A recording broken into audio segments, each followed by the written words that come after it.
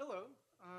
So in this talk, we're going to talk about a new way to essentially, in a Bayesian framework, model the variability of a set of studies. So when you have a collection of effect sizes from studies, how do you actually model the variability among those effect sizes? All right, so first, I'm just going to talk about what is meta-analysis. Meta-analysis is used to combine results from studies of the same topic by synthesizing those effect sizes. And so meta-analysis has a couple goals. The first goal is to estimate some weighted center of those effect sizes. And the second goal is to examine the degree of similarity, which is homogeneity, and the lack of that similarity, which is heterogeneity, for those study results. And if we find that there is some heterogeneity, then we want to explain where that variation is coming from among those effect sizes. And that's when we add moderators. And depending on the field, the methodological choices tend to vary. For example, in medical fields, Bayesian meta-analysis and network meta-analysis are very common. But in the social sciences, there's usually an SEM approach in meta-analysis. Although we're in the social sciences, this study is focusing on Bayesian meta. So what is Bayesian meta? So through the use of prior distributions, we want to express our degree of uncertainty about our parameters. And in this case, our parameters are our overall mean, which is denoted as mu, and our between studies heterogeneity, tau. And another aspect of Bayesian meta-analysis, or just Bayesian in general, is the likelihood function, which summarizes our data from our included studies. And the combination of our prior distributions and our likelihood function gives us our posterior distribution. And so our posterior distribution, as you can see by the equation, is equivalent to the prior times the likelihood, where the probability of theta, which is the vector of our parameters, given y, our observed data, is equivalent to the probability of y given theta, which is our likelihood function, times the probability of theta, which is our prior. And one aspect of Bayesian is that our posterior distributions can help us or can give us direct probability statements about our quantities of interest.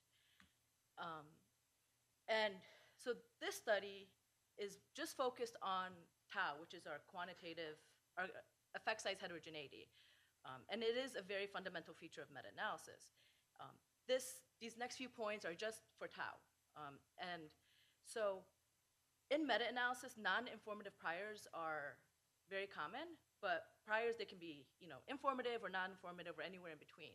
And like I said, they're common, and non-informative priors are common in meta-analysis, but researchers are pushing away from this. And so there's kind of been more studies that have been creating prior distributions as a way to inform specific topics. So the idea is to gather the heterogeneity from previous meta-analyses in one specific general area of interest, and then create prior distributions for these meta-analysis on more specific topics. And one notable example is the Turner et al. In 2012, which is right here, where they extracted over 14,000 meta-analyses from the Cochrane database, and then created an off-the-shelf prior distribution for 9 medical settings. And they could just take those prior distributions in whatever settings that they want. And so now, Dr. Thompson. So here's our setup. We're starting with a large K number of studies or effect sizes. In our case, when I use the phrase study or effect size, it's the same thing. So one effect size from one study. The T sub K is the estimate of some true effect. For us, we're using edges G, but this could be a log odds, a correlation, whatnot. And then paired with that effect size estimate is some measure of its variance. So each study gives us a dyad of our measure of effect and its variance. So in the fully Bayesian framework, we have essentially our level 1, which is the effect size estimate level. And then we want to model a prior of the true effect measure of that effect size. And then and again, a fully Bayesian framework, a hyper-prior distribution of the mean of all the effects and the variability of those effect sizes. So for us, we're most interested in the choice of this prior distribution. What may be more common in practice and applied setting is, well, what is the mean of effect sizes? What is the sort of center location of the effect sizes?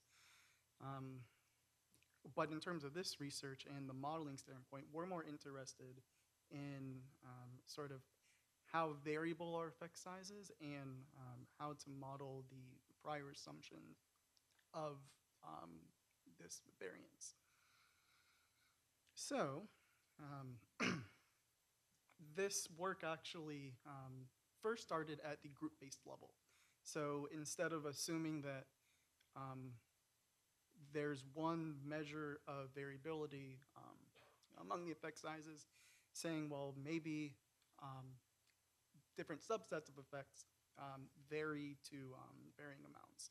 So say, like we can assume 1 tau for studies that are RCTs and 1 tau for those that are not. So here's the idea. Instead of using a